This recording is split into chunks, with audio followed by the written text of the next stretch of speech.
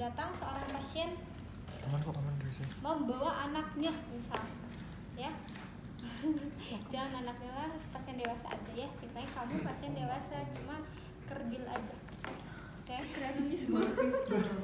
Luar biasa. Palanya normal kok. Oke. Ya, dia datang dengan keluhan nyeri pada telinga kanannya. Maksudnya seperti ada yang bergerak misal di dalam telinganya. Oke, kita anamnesis seperti biasa. Udah gitu baru pervis ya, nyalain lampunya, kita cek dari luar dulu. Oke, udah gitu baru pakai otoskop ya.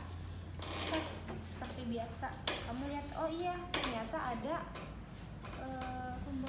kecoa kecil misalkan ya di telinganya. Oke Pak, ini ada kecoa di telinganya ya, kita harus ambil. Oke, untuk diambil kita harus gulung dulu.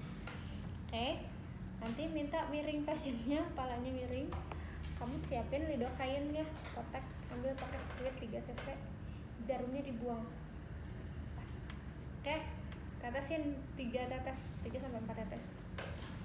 Stay apa ya, miring terus. Nanti kasih tahu saya kalau sudah tidak bergerak. Sambil nunggu itunya mati, kita siapin alat untuk ekstraksinya ya. Biasanya ada bengkok. Terus alat-alatnya itu nanti ada aligator ya, ini namanya aligator, forceps aligator ya. Oke. Terus ada hook, ini hook atau pengait yang kayak kail ya. Terus ini yang bulat, cunam namanya, tapi nanti dia ada yang kayak gini dan nggak bulat, itu ear spoon ya. Yang kayak sendok itu ear spoon, kalau yang bulat cunam.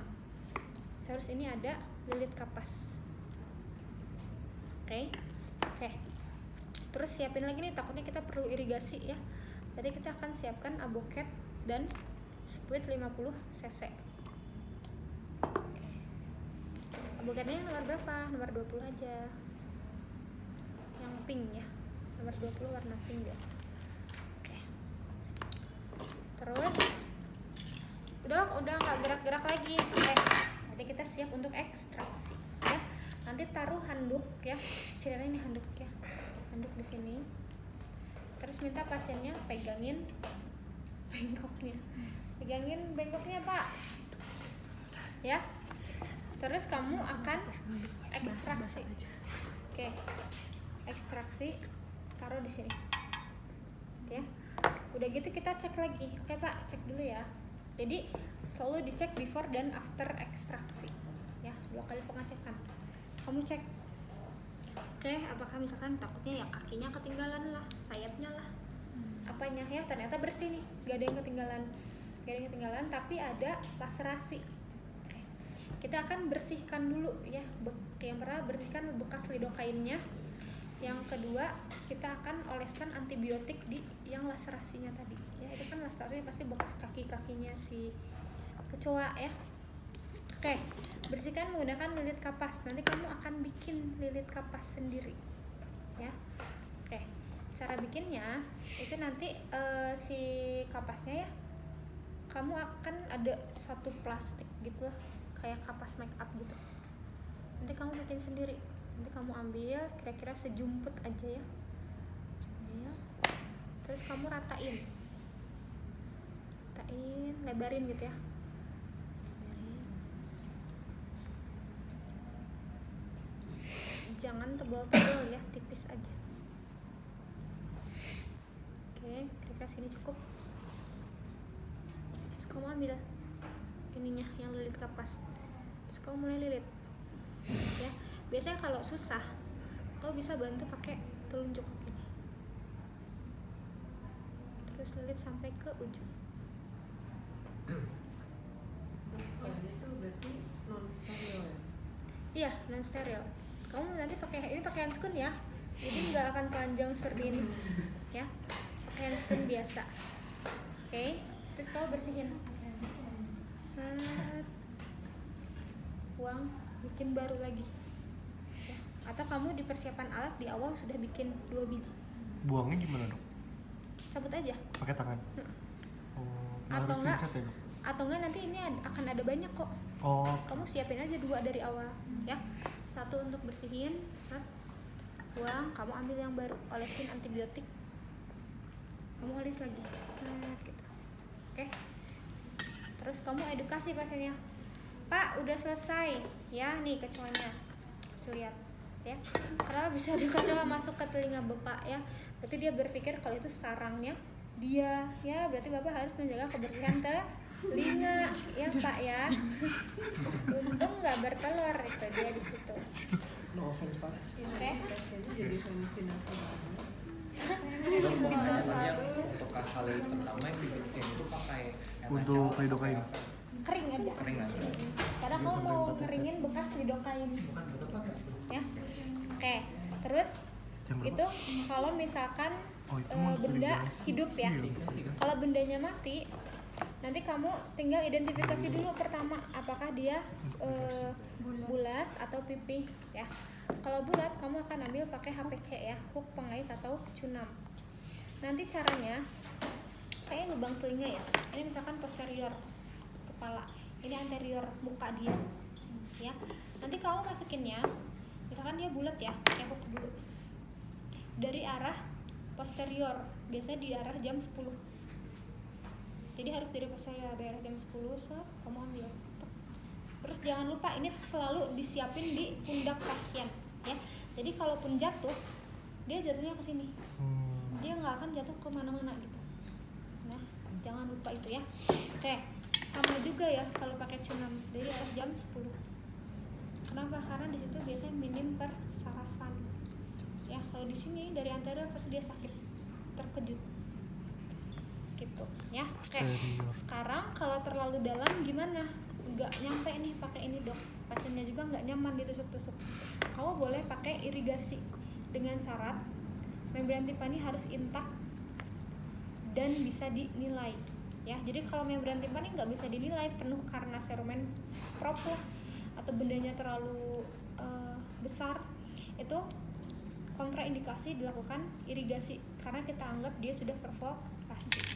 Ya, misalkan bendanya terlalu dalam tapi dan intak, oke, kamu akan ambil dulu NS yang sudah dihangatkan ya dengan speed 50 cc, ambil, kau pasang abukatnya tanpa jarum ya, jadi cuma abukatnya aja, selangnya aja.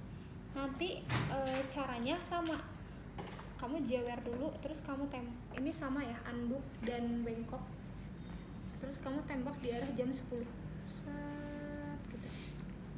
Sampai keluar pelan-pelan sambil ditanya, Pak pusing nggak ya, karena biasanya bikin vertigo. Kalau dia pusing kamu stop dulu, istirahat dulu ya, jangan sampai dia beres dari sini muntah-muntah kelayangan ya. Oke, terus ternyata dok udah diirigasi tapi dia nggak keluar-keluar padahal udah nongol nih di lubangnya ya, dan ini habis, kamu nggak usah ngambil air lagi, irigasi lagi. Irigasi kan tugasnya dia cuman mendorong kalau bendanya terlalu dalam.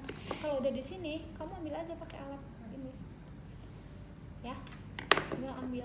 Oke, udah kayak gitu baru kamu nilai lagi udah keluar semua belum, ada laserasi atau tidak. Ulangi lagi step yang tadi ya, dibersihin. Kalau ada laserasi kamu olesin antibiotik ya. Oke, terus kalau misalkan serumen prop gimana ya? Kalau serumen prop kamu lihat dulu apakah dia lunak atau keras ya. Kalau lunak kamu akan langsung ambil aja pakai lilit kapas ya, atau enggak kamu serok-serok pakai ear spoon keluar gitu ya, arahnya selalu dari jam 10 ya. Oke, terus selalu evaluasi before dan after ya untuk membersihin dan lain-lain. Serumen prop boleh diirigasi asal tadi membran timpani intak gitu ya. Oke, terus kalau membran timpaninya nggak bisa dinilai tapi serumennya keras, gimana dok? Ya udah, kamu verbalkan aja, ditetesi dengan karbogliserin ya, karbogliserin, terus baru kamu coba ekstraksi gitu ya. Oke, terus lagi ya yang beda kalau H2O2 untuk air toilet biasanya kasus oma dan lain-lain. Kalau karbogliserin itu pelunak. Tunggu berapa menit ya untuk pecah karbogliserin? Karbogliserin harusnya 3 hari 3 hari. ya. Tapi kalau di saat itu kan gak mungkin kita suruh pasiennya pulang balik lagi ya. Kita verbalkan aja ya, ditetesi karbogliserin untuk 3 hari ya. Misalkan dia sudah datang di hari ketiga, baru kamu tinggal ekstraksi, tapi ditetesin lagi biasanya ya sebelum dikeluarin tetesin lagi. Oke? Ada pertanyaan? Tadi kalau korpalnya nggak bulat, Kalau korpalnya nggak bulat, pipih kamu pakai pinset aja atau forceps alligator ya. Hook, HPC ya, hook atau pengait. Kalau ini nggak bisa berarti pakai cuma. Itu berarti tuh kalau lunak pakai kapas. Sormen, Iya. Iya. Kalau korpal kalau bulat pakai hook. hook pengait atau Oh. cunam. Kalau nggak bulat pakai forceps alligator. Iya. Kalau pipi. Terus apa lagi ya? Oh, kalau lintah mah kamu matiinnya pakai air tembakau. Air tembakau. Ya. Kalau misalkan batu baterai gimana? Pakai wire. Rujuk ya. Oh, CPT banget ya. Iya. Rujuk ya. Bukan karena kalian. Kalau batu baterai. Batu baterai di telinga, batu baterai di hidung ya. Rujuk. Ya, baterai mainan. Oke dok. Udah jelas? Jelas? Kalau gitu kita sholat dulu ya.